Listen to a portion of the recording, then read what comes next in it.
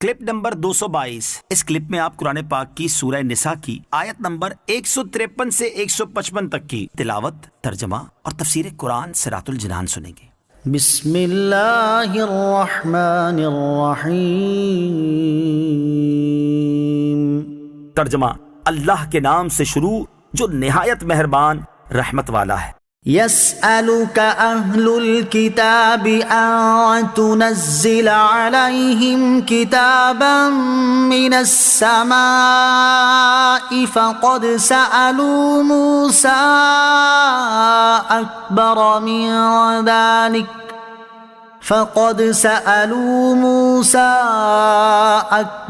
من ذلك فقالوا أرنا الله جهرة فأخذتهم الصاعقة بظلمهم ثم اتخذوا العجل من بعد ما جاءتهم البينات فعفونا عن ذلك وآتينا موسى سلطانا مبينا۔ ترجمہ: اے حبیب، اہل کتاب آپ سے سوال کرتے ہیں کہ آپ ان پر آسمان سے ایک کتاب اتار دیں، تو یہ لوگ تو موسیٰ سے اس سے بھی بڑا سوال کر چکے ہیں۔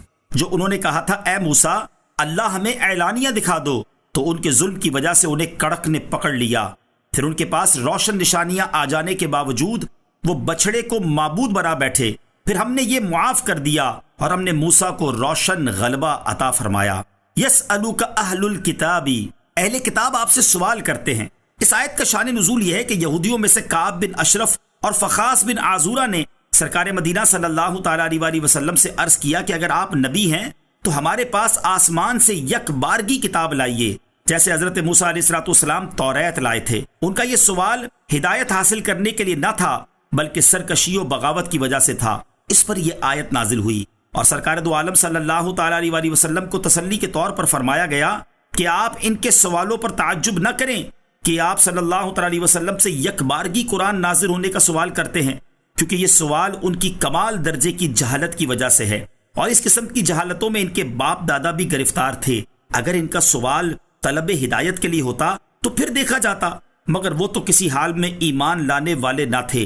ان کے باپ داداؤں کے ایسے کردار کی وضاحت کے لیے ان کی دو حرکتوں کو بیان کیا جاتا ہے۔ ایک یہ کہ انہوں نے حضرت موسیٰ علیہ السلام کے کوہ طور پر تشریف لے جانے کے بعد بچڑے کو معبود بنا لیا، اور دوسری بات یہ کہ حضرت موسیٰ علیہ السلام سے مطالبہ کیا کہ ہم آپ کا اس وقت تک یقین نہیں کریں گے جب تک آپ ہمیں خدا اعلانیہ دکھا نہ دیں، اور نبی کریم علیہ السلام سے تو یہ مطالبہ ہے کہ آپ علیہ السلام یک بارگی کتاب نازل کروائیں، تو آپ علیہ السلام کی اطاعت کریں گے۔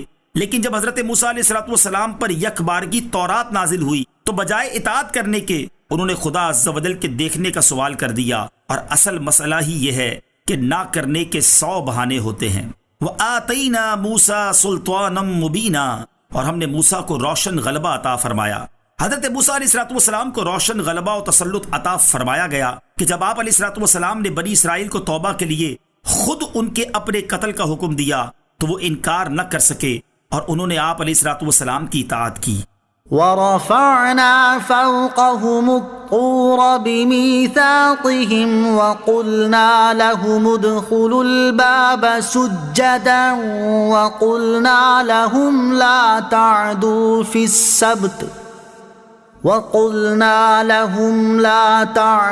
في السبت وَأَخَذْنَا مِنْهُمْ مِيثَاقًا غَلِيظًا۔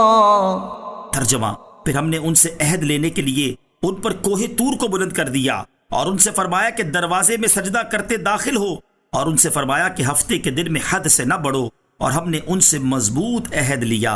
وَرَفَعْنَا فَوْقَهُمُ الطُّورَ، پھر ہم نے ان پر کوہ طور کو بلند کر دیا۔ یہودیوں کے متعلق مزید 3 باتوں کا بیان کیا جا رہا ہے۔ پہلی یہ کہ ان سے تورات پر عمل کرنے کا عہد لینے کے لیے کوہ طور کو ان کے سروں پر معلق کر دیا۔ دوسری بات یہ کہ بیت المقدس یا اریحہ نامی بستی کے دروازے سے سجدہ کرتے ہوئے گزرنے کا حکم دیا، جس کی انہوں نے نافرمانی کی۔ تیسری بات یہ کہ انہیں ہفتے کے دن شکار کرنے سے منع فرمایا، لیکن انہوں نے تینوں باتوں میں خلاف ورزی کی اور اللہ عز و جل سے مضبوط عہد کر کے توڑ دیا۔ فَبِمَا نَقْضِهِم ميثاقهم وكفرهم بآيات الله وقتلهم الأنبياء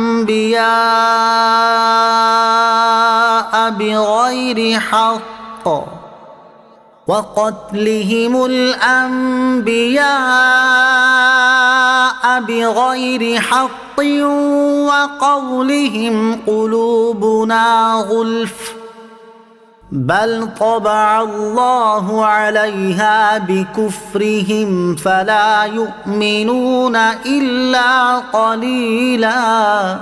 ترجمہ، تو ہم نے ان پر لعنت کی ان کے عہد کو توڑنے اور اللہ کی آیات کے ساتھ کفر کرنے اور انبیاء کو ناحق شہید کرنے اور ان کے یہ کہنے کی وجہ سے کہ ہمارے دلوں پر غلاف ہیں، بلکہ اللہ نے ان کے کفر کے سبب ان کے دلوں پر مہر لگا دی ہے، تو ان میں سے بہت تھوڑے ایمان لاتے ہیں۔